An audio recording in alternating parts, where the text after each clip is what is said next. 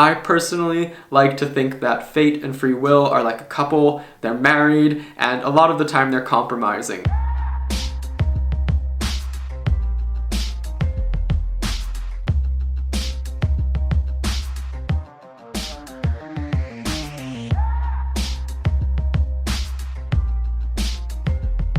Hi everyone, my name is James Feeney. Welcome to or back to my channel. Today I thought I might briefly revisit a topic that I've spoken about before. This is an ongoing conversation, infinite in scope, one that can be quite divisive. We're going to be speaking about the topics of fate and free will and everything in between, specifically that gray area that I personally find is vastly overlooked and disregarded. I think in an area of conversation that can get so heated and can be so polarizing, it's very easy to forget that it's not just one or the other, black or white, that there is a spectrum, a vast field in between the 2 points or the two extremes, and I tend to find myself in that gray zone for the most part. My perspective and views on fate and free will haven't changed very much over the course of the years. I'm somebody who likes to investigate topics and thoughts. I'm less concerned with arriving and staying at one destination and much more interested in understanding the workings of one topic or another. I think it's fun to not arrive at a destination or to not be fully vested in one outcome or belief. My beliefs are quite capricious, they're ever-changing, and I'm okay with that personally. I don't think I need to convince anybody else out there of what they should believe either, so this is not me trying to get you to be more concerned with or to feel more valid in your belief of one or the other. It's more so just meant to talk around and about these, as I tend to do in a lot of my videos. There's not always a point. There really usually isn't much of a point going on. There's more of a topic than a point.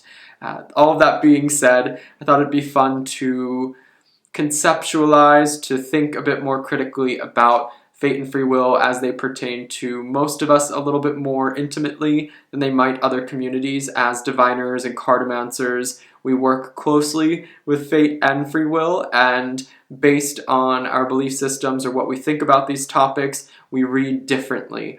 I tend to see that those who are more in the camp of believing in fate tend to side more towards or tend to read the cards in a more predictive and fortune-telling style. Because there is a fortune to be told, there's a fate out there, things are in some ways deterministic, that can be, we can peer perhaps into that future, or we can try to gain some insight into what that determined future may be, whereas a predictive reading might not jive so well with somebody who's very vested in the camp of free will, because there are so many permutations and choices. The only future that might be tentatively known is that of the very near and likely future, and even then that is still subject to change, so why bother with a fortune-telling or predictive style reading? Likewise, somebody who is in the camp, for example, of free will might take on a much more psychological approach, a constructive approach, where we're looking at different options and things that somebody can do to alter their life. That type of reading would not work so well for somebody who wholeheartedly believes in fate, because they believe that most things are already determined, that the agency isn't there in the same way, at least, that it is for those who fully believe in free will versus fate. So we have different reading styles that lend themselves well to one belief system or the other. I personally like to think that fate and free will are like a couple, they're married, and a lot of the time they're compromising. So I think that they can work together. I think that belief in free will doesn't disregard, discount, or discredit. Doesn't discount, discredit, or discard fate. The belief in fate does not necessarily mean that you don't believe in free will. I think you can believe in both. I personally tend to, and if I was, forced to have to issue my thoughts and current beliefs, I'd say that I believe in both. I think there is some greater framework at play, or at least I hope there is, with certain grand scale or small scale points or events that are likely to occur, things that we are in some ways perhaps meant to encounter or experience. However, I do believe that there's a great degree of wiggle room in how we get to those points, or that we may make really big choices or go against the grain or our own nature and shift that course of fate, so to speak. I don't necessarily see it as a mythological strand that's linear with no deviation or room for change. I think that if there is fate, it's a living, breathing entity or framework or just a grand scale way of things connecting to each other. I think the interconnectedness of everything is in some ways the way that I even think of fate, the ripple effects that my actions and words may cause another person or thing, and the way that somebody else's actions and words or the world around me may affect me is all how I imagine fate plays out for myself, and that I am an active participant. I like to view both as empowering ways of, or lenses through which I can view the world. I do think there are, of course, there's the flip side or the con to both sides, where you can view them a bit in a more cynical light. We've got, for example, fate, and if taken to an extreme in a negative way, we've got those who are not holding themselves accountable for their actions. They don't believe that they're ever at fault or responsible because it was meant to be, and how are they supposed to have any accountability or fault and have to own up for anything because it was, meant to happen.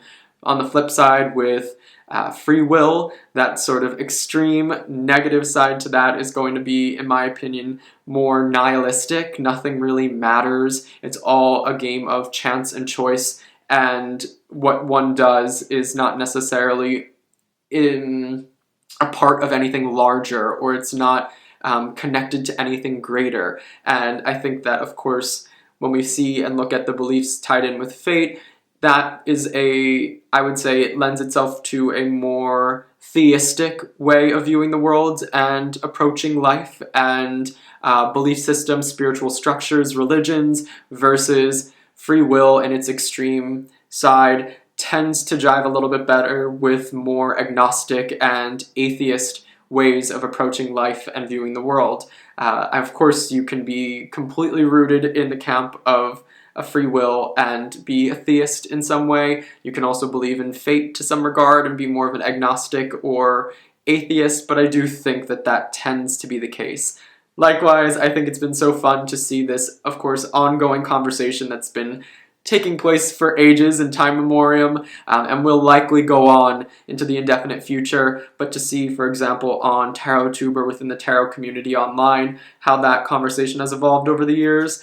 I remember a few years ago seeing and just, I guess, getting the sense that there was this very, almost like a pendulum swaying to the side of free will, that predictive readings and fortune-telling styles of reading the cards were unethical, and that it was moral taboo to conduct such readings, because how can one know the future? It's not, it's disempowering, we shouldn't be doing X, Y, and Z in terms of the client. And then it seemed like the pendulum swung the other way, using the vehicle of history, I would say cultural practices and things of that nature to validate and to reinstate the place, the title of fortune telling and predictive readings as one that is valid and completely fine to perform for clients and others.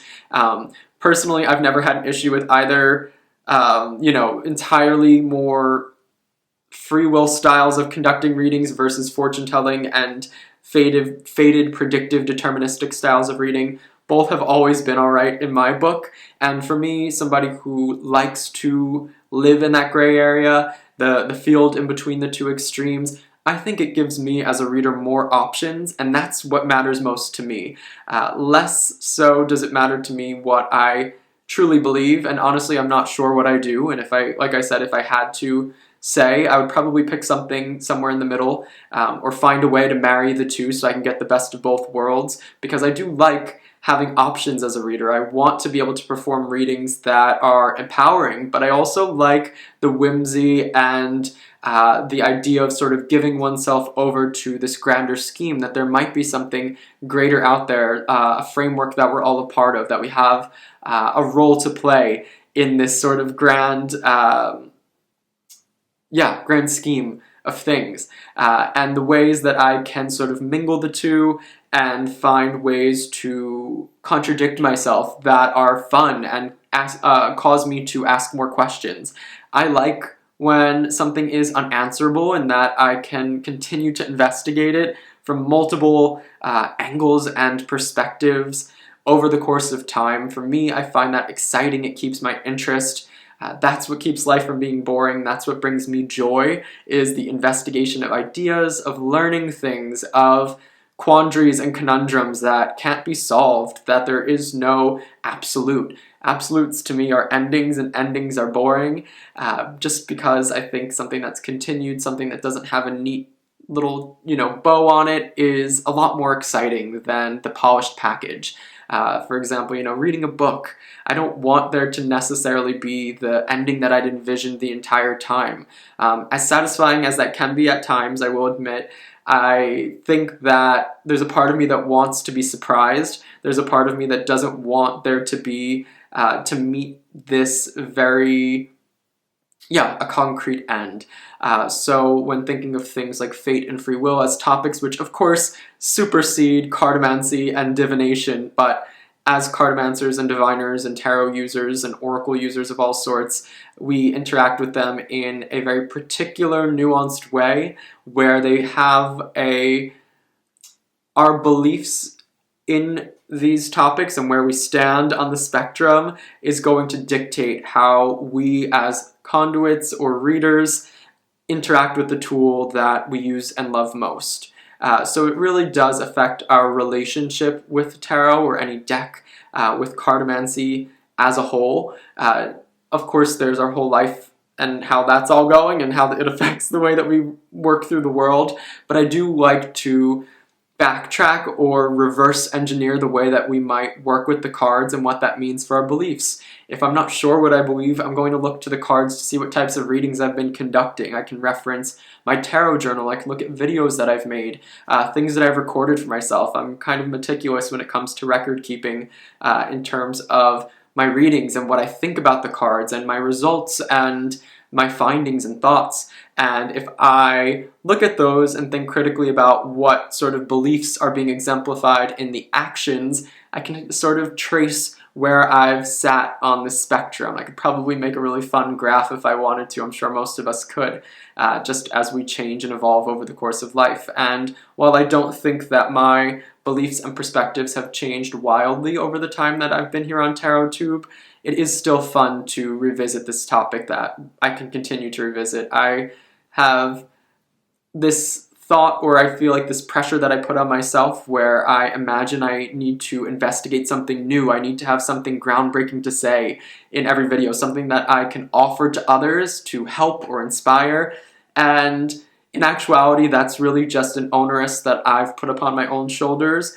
Having done this for over 2 years, which to me is so crazy to think about, can revisit topics, can go deeper with the same topic instead of needing to come up with something new or trying to reinvent the wheel or create more of a quantity of topics talked about. I'd like to create some depth and quality to those same topics that I may have already discussed or approach them in a new light. I have more lived experience, of course, with every day that goes by, as we all do, and I hope that I can bring that to those topics. I remember one bigger example of me discussing this topic in a video was a VR that I did when this channel, my channel here, was in its infancy, to Mary Grace Farron, I believe. I forget the exact title, but it was something to do with predictive readings. She started a wonderful tag, and I'd love to go, I think I need to go back and watch her original video. I wouldn't recommend watching my original video though. I would cringe. I don't think I'll go back and watch it, but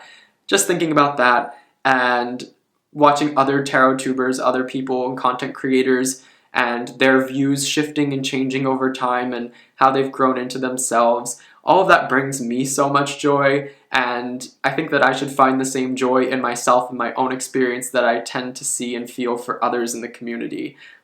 Big ramble, big tangent and sidetrack, but I thought I might just, reopen the wound that is fate and free will. I know it can be divisive and polarizing, but I'd love to know any of your views and thoughts on the topics one way or the other, especially if you disagree. I find those actually very interesting, so please do feel free to disagree respectfully in the comments. I always find that to be wonderful for discussion. But like and subscribe if this was fun and interesting. Until next time, bye.